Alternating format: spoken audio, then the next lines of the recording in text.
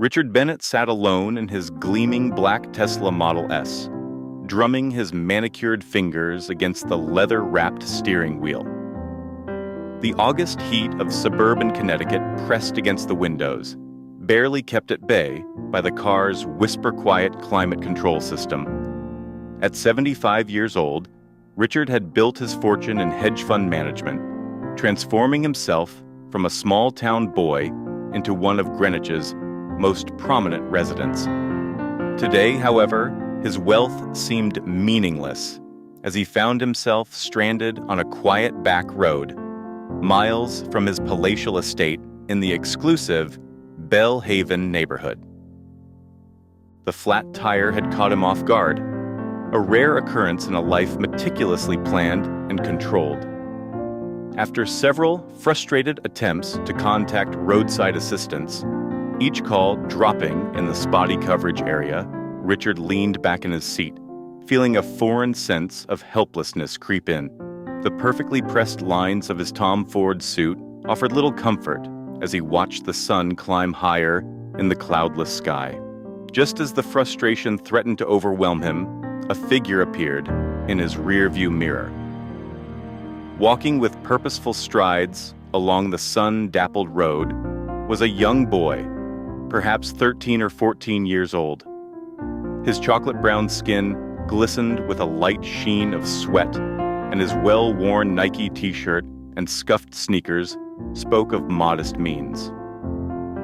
Yet there was something in his bearing, a quiet confidence that caught Richard's attention. The boy approached the car, his keen eyes taking in the situation with remarkable awareness for someone so young. His face broke into a gentle, assured smile as he stopped beside the driver's window. "Looks like you've got yourself in a bit of trouble, sir," he said, his voice carrying a natural warmth that seemed to cut through the morning heat. Richard rolled down his window, surprised by the boy's direct yet courteous approach. "Yes," he admitted, feeling an unusual vulnerability in the admission. "The tire's flat, and I can't seem to get any cell service out here." He gestured helplessly at his latest model iPhone lying useless on the passenger seat. The young man's eyes brightened with purpose. "I can help with that," he said, already moving toward the rear of the car. "My grandfather taught me how to change a tire last summer. He always said, knowing how to fix things is more valuable than knowing how to buy them." There was no boast in his voice, just simple statement of fact.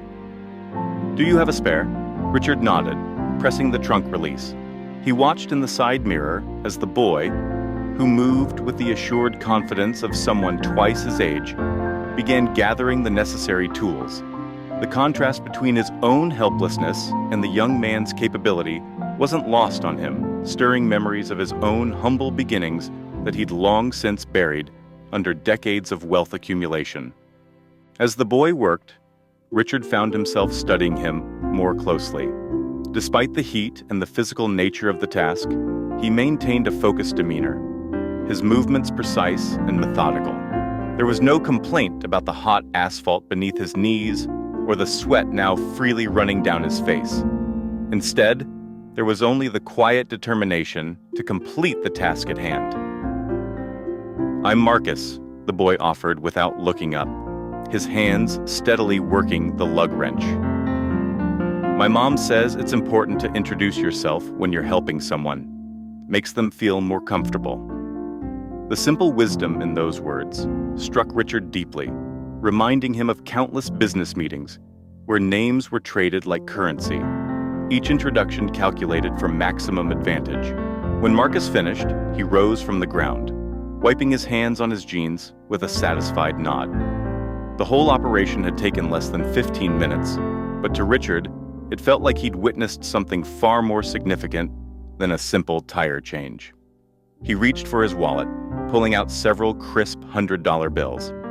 "Please," Richard said, extending the money toward Marcus. "Take this as a thank you for your help." But Marcus took a step back, raising his hand in a polite but firm gesture of refusal. "I appreciate the offer, sir, but that's not why I stopped," he said, his voice carrying a quiet dignity that made Richard's hand falter. Someone needed help, and I could give it. That's all there is to it. With those words, Marcus turned and began walking away, his shoulders straight and his stride unhurried. Richard stood there, money still in hand, watching the boy's figure grow smaller against the backdrop of maple trees lining the road. The bills in his hand suddenly felt weightless, meaningless compared to the weight of the lesson he'd just received. Climbing back into his car, he couldn't shake the image of Marcus's satisfied smile as he completed the tire change, a smile untainted by expectation of reward. That evening, Richard sat in his study, surrounded by the trappings of his success. The room, with its leather-bound books and original artwork, had always been his sanctuary. But tonight, it felt different. The crystal tumbler of 30-year-old scotch sat untouched on his mahogany desk as he stared out the floor-to-ceiling windows, overlooking the manicured grounds of his estate. His mind kept returning to Marcus. In all his years of deal-making and wealth accumulation, Richard had encountered thousands of people. Each interaction had been a careful dance of negotiation and mutual benefit. Every relationship measured in terms of what could be gained or lost. But today, a young boy had shattered that worldview with nothing more than a kind heart and willing hands. The contrast between Marcus's worn sneakers and his own Italian leather shoes seemed to represent something deeper, a gulf between the person he'd become and the person he'd once been. Richard remembered his own childhood in a small Pennsylvania town where neighbors helped neighbors without question or expectation. Somewhere along his journey to success, he'd lost touch with that simple truth. Unable to sleep that night, Richard paced the lengthy corridors of his home. Each step echoed off marble floors and past priceless artworks that suddenly seemed to mock him with their emptiness. He couldn't shake the feeling that Marcus had given him something far more valuable than assistance with a flat tire. He'd given him a mirror to see himself clearly for the first time in years. The next morning, driven by an impulse he couldn't quite explain, Richard found himself retracing his route from the previous day. He stopped at local shops and gas stations, describing Marcus to anyone who would listen.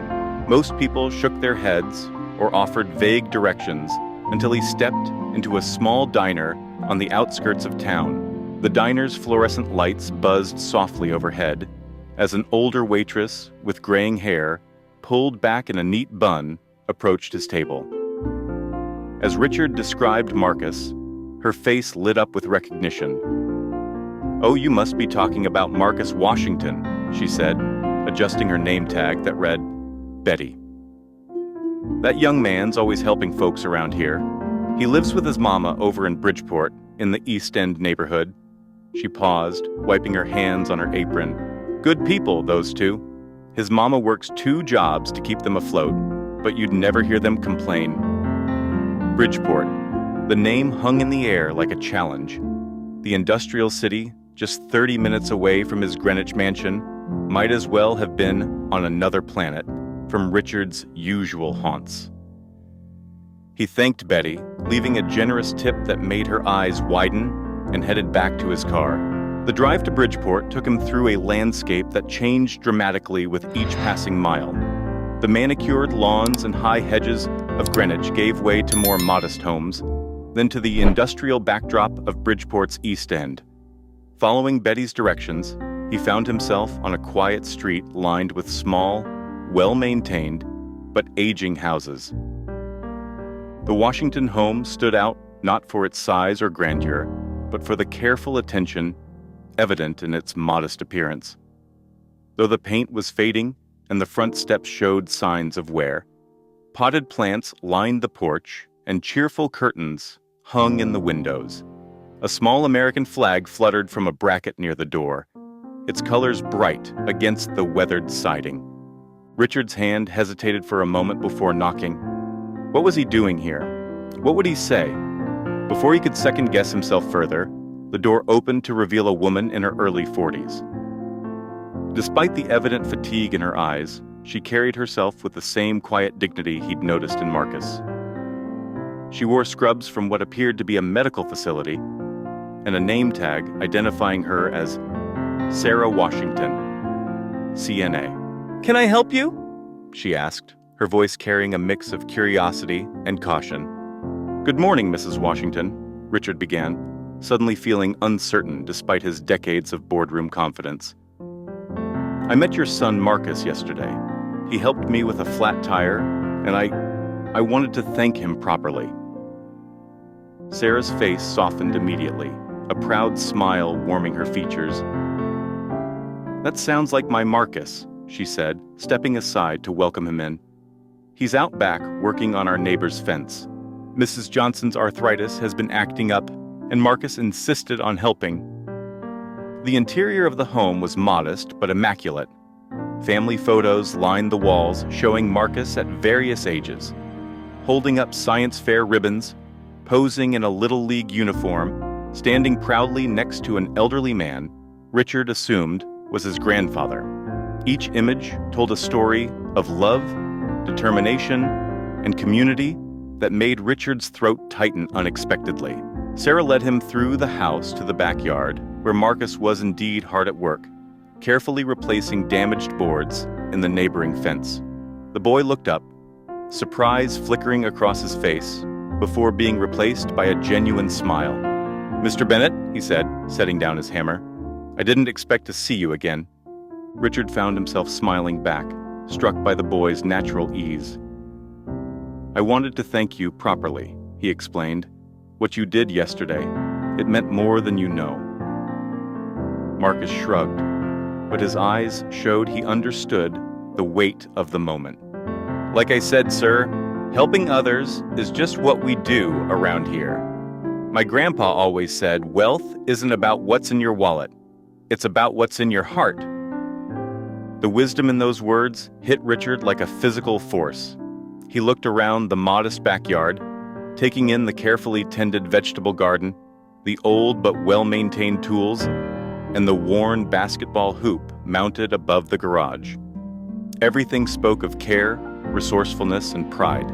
"Would you stay for lunch?" Sarah asked, breaking into his thoughts. "It's nothing fancy, just some homemade chicken soup and fresh bread, but you're welcome to join us." Richard's first instinct was to politely decline. He had business meetings, calls to return. But something made him pause. When was the last time he'd had a meal that wasn't at a high-end restaurant or prepared by his personal chef? "I'd be honored," he found himself saying, and he meant it. The kitchen was small but warm and inviting, filled with the aroma of home cooking. The table was set with mismatched plates and simple flatware. But there was more genuine welcome here than at any of the formal dinner parties Richard had hosted in recent memory. As they ate, the conversation flowed naturally. Marcus talked about his dreams of becoming an engineer, his eyes lighting up as he described the robotics club he'd joined at school. Sarah spoke of her work at the nursing home, the challenges and rewards of caring for others. Richard found himself sharing stories of his own humble beginnings, memories he hadn't revisited in years. "You've done an amazing job with him," Richard said to Sarah as they cleared the dishes together. "Marcus has a spirit about him that's rare these days."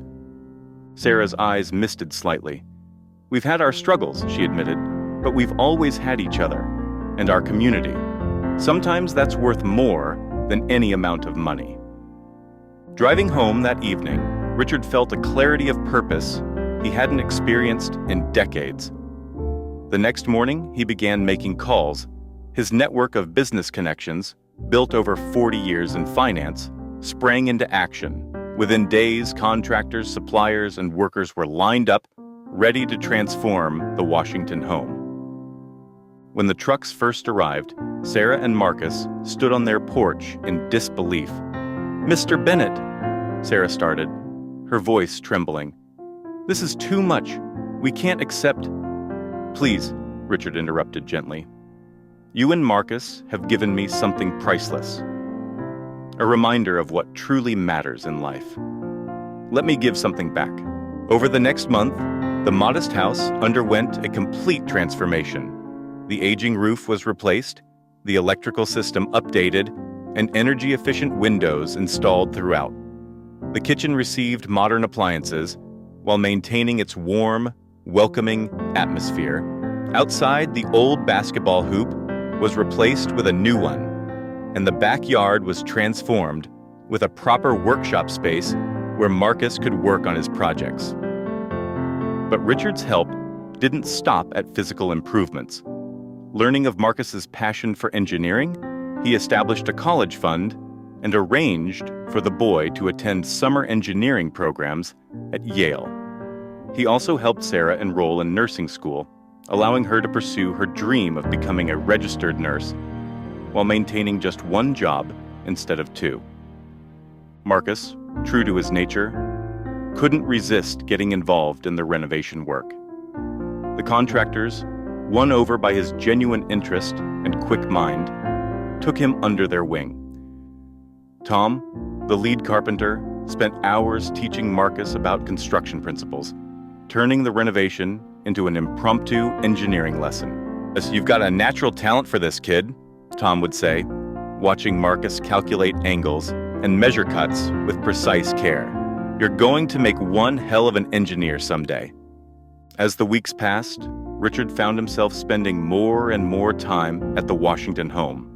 He'd arrive early in the morning with coffee for the workers and stay through lunch, often joining Sarah and Marcus for simple meals that somehow tasted better than any five-star restaurant he'd ever visited. The transformation wasn't just in the house. Richard could feel himself changing too. The sharp-edged business titan was softening, rediscovering parts of himself he'd thought long lost. He found himself laughing more, worrying less about his stock portfolio, and feeling a deep satisfaction that no business deal had ever provided. On the day the renovation was completed, the entire neighborhood turned out to celebrate. The small street was filled with people bringing food, offering congratulations, and sharing in the joy of the moment. Richard watched as Marcus proudly showed his friends the new workshop, his enthusiasm infectious. Sarah approached Richard as he stood observing the scene. "You've done more than fix a house," she said softly, her eyes glistening. "You've given us hope, a future. But I think you've found something too, haven't you?" Richard nodded, feeling an unfamiliar warmth in his chest. "I spent my life chasing success," he admitted. "But I think I finally understand what real wealth looks like. It's not in bank accounts or stock portfolios. It's in connections, in kindness, in the ability to make a difference in someone's life." Marcus joined them, his face glowing with happiness. "Mr. Bennett," he said thoughtfully, "remember when you tried to pay me for changing your tire? I think I understand now why you did that. But I also think you understand now why I couldn't take the money." Richard put his hand on Marcus's shoulder, emotion making his voice rough. "You taught me more in that one act of kindness than I learned in 40 years of business, Marcus. Never lose that spirit." As the sun set over Bridgeport that evening, casting long shadows across the renovated house, Richard realized that this wasn't an ending, but a beginning. He had found a new purpose, a new family, and a new understanding of what it meant to be truly rich. In the years that followed, Richard became a regular fixture in the Washington household and the neighborhood. He established a community foundation to help other families in need, with Marcus and Sarah serving on the board. The foundation's mission was simple: to foster the same spirit of kindness and community that had changed Richard's life that summer day. And so, a simple act of kindness from a young boy not only transformed a house and changed lives, but also reminded an old man of life's most valuable lesson, that true wealth isn't measured in dollars and cents, but in the lives we touch and the love we share